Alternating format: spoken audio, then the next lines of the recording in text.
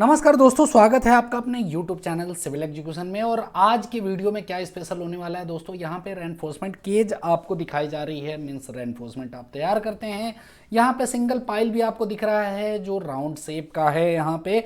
और इसमें कहाँ किस जगह गलतियाँ होती हैं और कितनी बड़ी गलती होती है कि आपको फिर से राफ्ट को ओपन करना पड़ सकता है। अब जैसे नॉर्मल क्या होता है कि जब इस तरह की राफ्ट आपके पास होती है तो इस तरह के राफ्ट में तो इजीली आप रेनफोर्समेंट को बाइंड कर देते हैं। और जहां पे पाइल का डाया बिल्कुल कम होता है, इस जगह पाइल का डाया देख सकते हैं कितना कम है। और पाइल की जो वर्टिकल रेनफोर्समेंट है ये भी बहुत लेस्ट है। इसलिए जब आप रेनफोर्समेंट की लेयर बिछाते हैं तो ईजिली बिछा देते हैं और ईजिली बिछाने के साथ साथ आप इस पर वर्क कर देते हैं तो आपको कोई ज़्यादा प्रॉब्लम नहीं होती। और एज पर ड्राइंग, जैसा कि आप पाइल के प्रीवियस वीडियो में जाके देख सकते हैं कि वहाँ रेनफोर्समेंट मैक्सिमम केसेस में ड्राइंग में हॉरिजेंटल से 45 डिग्री के एंगल पे जो पाइल की रेनफोर्समेंट होती है वो राफ्ट में बेंड की जाती है। अब लेकिन कभी कभी केसेस में ये स्ट्रेट भी रहती है। अब यहाँ गलतियां होती क्या है दोस्तों कि नॉर्मल आप बीबीएस बना देते हैं, बीबीएस बनाने में आपसे कोई गलती नहीं होती।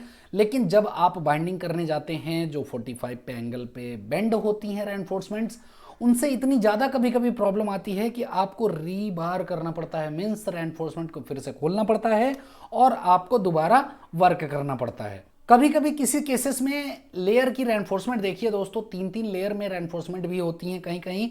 जैसे सिंगल लेयर यहाँ देख सकते हैं, एक लॉन्गिट्यूडनल जा रही है, दूसरी क्रॉस सेक्शन आ रही, फिर जो थर्ड लेयर है वो भी लॉन्गिट्यूडनल लेइंग किया जा रहा है। अब इस कंडीशन में होता क्या है कि जो एक रेनफोर्समेंट होती है पाइल की, वो हमेशा ये प्रॉपर तीनों लेयर की जो रेनफोर्समेंट आएंगी उनके क्रॉस सेक्शन पे ये सटीक नहीं बैठता है और आपकी स्पेसिंग प्रॉपर मेंटेन नहीं होती है।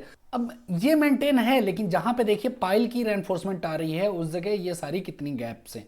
अब ये गैप को प्रिवेंट करने के लिए आपको सबसे बेस्ट ऑप्शन मैं बताऊं कि यदि आप ये पाइल की रेनफोर्समेंट जब भी स्टार्ट कर रहे हैं या वैसी कोई रेनफोर्समेंट है राफ्ट की जहां पे पाइल आने की संभावना है, इससे बचने के लिए सबसे सिंपल सा ऑप्शन जो है दोस्तों, आप एक काम करें कि पाइल की रेनफोर्समेंट को पहले स्ट्रेट रहने दें।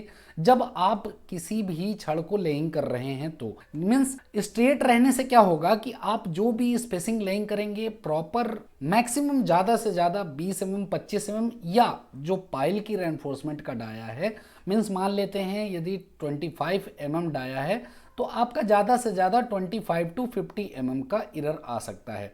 अब स्ट्रेट करने के बाद आप क्या करें कि रेनफोर्समेंट को लेइंग कर दें। लेइंग करने के बाद फिर जैसे ही बॉटम रेनफोर्समेंट आपकी कंप्लीट होती है, कंप्लीट होने के बाद पर्टिकुलर रेनफोर्समेंट को जो पाइल की रेनफोर्समेंट है उनको आप 45 डिग्री पे जैकल के थ्रू बेंड करें दोस्तों। नहीं तो कहीं कहीं क्या होता है कि हीट करके आप बेंड कर देते हैं और हीटिंग करने से आपको पता है कि रेनफोर्समेंट की पूरी प्रॉपर्टी जो होती है टेंसाइल वो खराब हो जाती है। साथ ही साथ जो आप वर्क करते हैं वो भी बिल्कुल खराब हो जाता है और जो पाइल और राफ्ट के पास जो भी बॉन्ड बनता है वो बॉन्ड बिल्कुल बेकार हो जाता है। इसलिए हीटिंग अलाउ नहीं होती है।